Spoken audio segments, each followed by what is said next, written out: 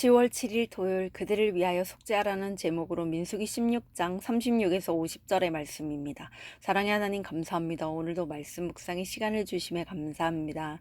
이 시간을 통하여서 하나님의 말씀이 들리고 복음이 들리기 원합니다. 구속사의 말씀이 깨달아지기 원합니다. 말씀대로 믿고 살고 누린 인생이 되게 하시고 이 시간도 우리와 함께하여 주시옵소서.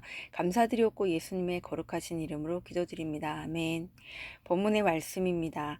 여호와께서 모세에게 말씀하여 이르시되 너는 제사장 아론의 아들 엘르아살에게 명령하여 붙는 불 가운데에서 향로를 가져다가 그 불을 다른 곳에 쏟으라.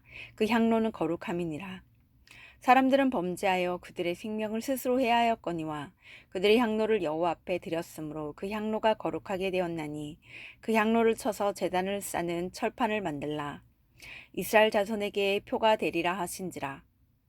제사장 엘르아살이 불탄 자들이 드렸던 놋 향로를 가져다가 쳐서 제단을 싸서 이스라엘 자손의 기념물이 되게 하였으니 이는 아론 자손이 아닌 다른 사람은 여호와 앞에 분향하러 가까이 오지 못하게 함이며 또 고라와 그의 무리와 같이 되지 않게 하기 위함이라. 여호와께서 모세를 지켜 그에게 명령하신 대로 하였더라.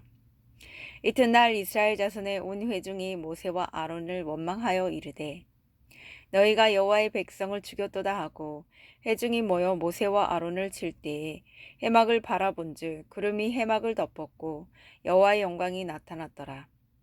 모세와 아론이 해막 앞에 이르매 여호와께서 모세에게 말씀하여 이르시되 너희는 이 회중에게서 떠나라.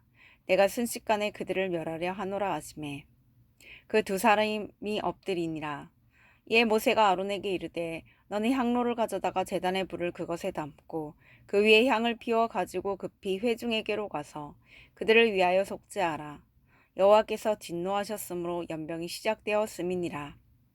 아론이 모세의 명령을 따라 향로를 가지고 회중에게로 달려간즉 백성 중에 연병이 시작되었는지라. 이에 백성을 위하여 속죄하고 죽은 자와 산 자 사이에 섰을 때에 연병이 그치니라.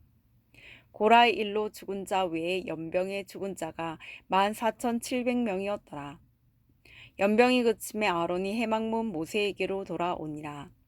아멘. 도움말입니다. 향로는 향을 피우는 데 쓰는 작은 향로입니다.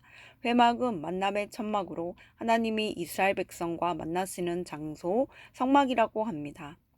연병은 전염성을 가진 병을 통틀어 이르는 말입니다.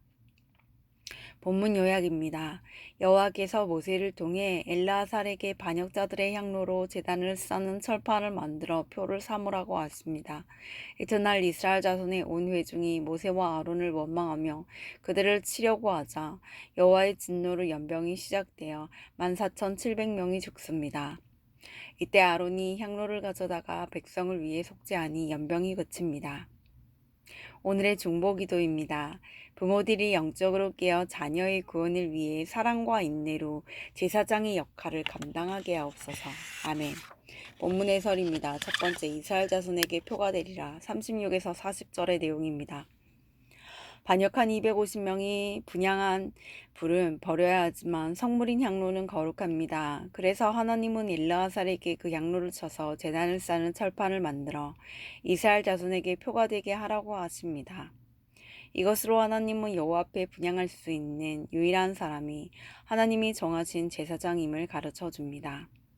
하나님의 일에는 늘 질서와 경계가 있습니다. 그것을 지키지 않을 때 고라와 그의 무리처럼 화를 당하게 됩니다. 그러므로 성도는 하나님의 말씀의 표를 늘 기억해야 합니다. 적용 질문입니다. 내 생각을 내려놓고 하나님의 명령대로 순종하며 질서와 경계를 잘 지킵니까? 고라와 그의 무리처럼 내 마음대로 하지는 않습니까? 두 번째, 온 회중의 원망 41에서 46절의 내용입니다. 이스라엘 자손의 온 회중은 고라 일당의 심판을 보았으나 회개하기는커녕 또다시 모세와 아론을 원망합니다. 이에 진노하신 하나님이 영광으로 나타나 그들을 연병으로 심판하십니다. 그러자 모세가 아론에게 제단의 불로 향로에 담아 향을 피워 이스라엘 백성을 위해 속죄하라고 합니다. 한 사람의 속죄함이 없으면 모든 인간은 죄 가운데 죽을 수밖에 없습니다. 이처럼 나를 위해 속죄하고자 유일한 중보자 되신 예수 그리스도께서 이 땅에 오셨습니다. 적용 질문입니다. 심판의 사건을 겪고도 내가 여전히 불평하며 원망하는 일은 무엇입니까? 세 번째, 연병이 그치니라. 47에서 50절의 내용입니다.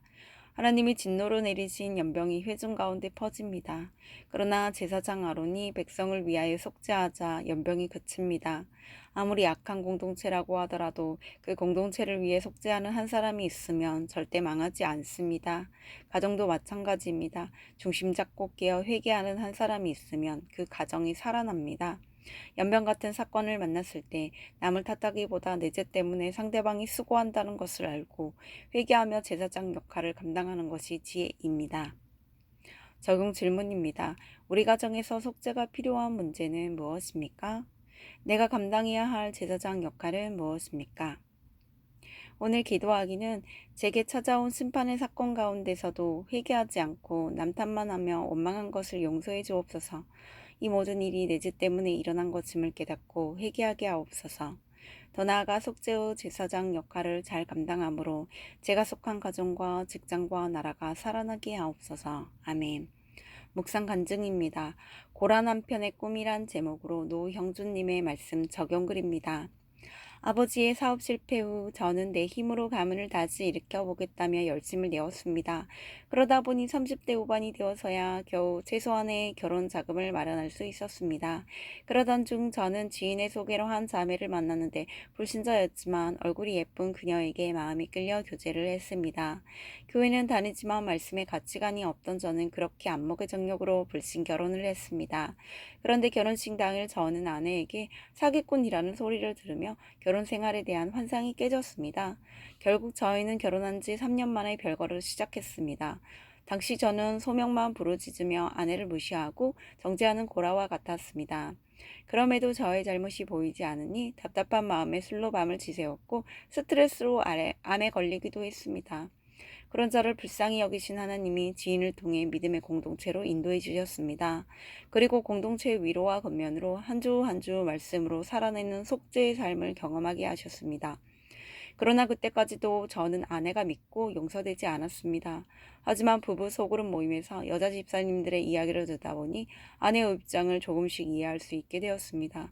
아내는 쥐꼬리만한 월급으로 살림하라는 제가 믿고 금전적으로 도와주지 못하는 시부모님이 무시가 되었을 것입니다. 또한 자신은 독박 육아를 하는데 저 혼자 별거의 온갖 혜택을 누리며 사니 제가 너무나 원망스러웠을 것입니다. 지금 저의 꿈은 주일에 아내 손을 붙잡고 함께 교회에 가는 것입니다. 불신자인 아내가 쉽게 변하리라고는 생각하지 않습니다.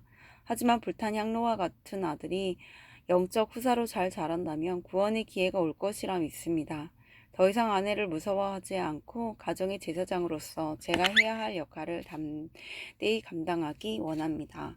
이분에 적용하기는 아내가 원하는 방법대로 아들을 만나고 아들과 헤어질 때면 축복 기도를 해주겠습니다. 아내에게 큐테인과 함께 미안하다는 말을 전하겠습니다. 입니다.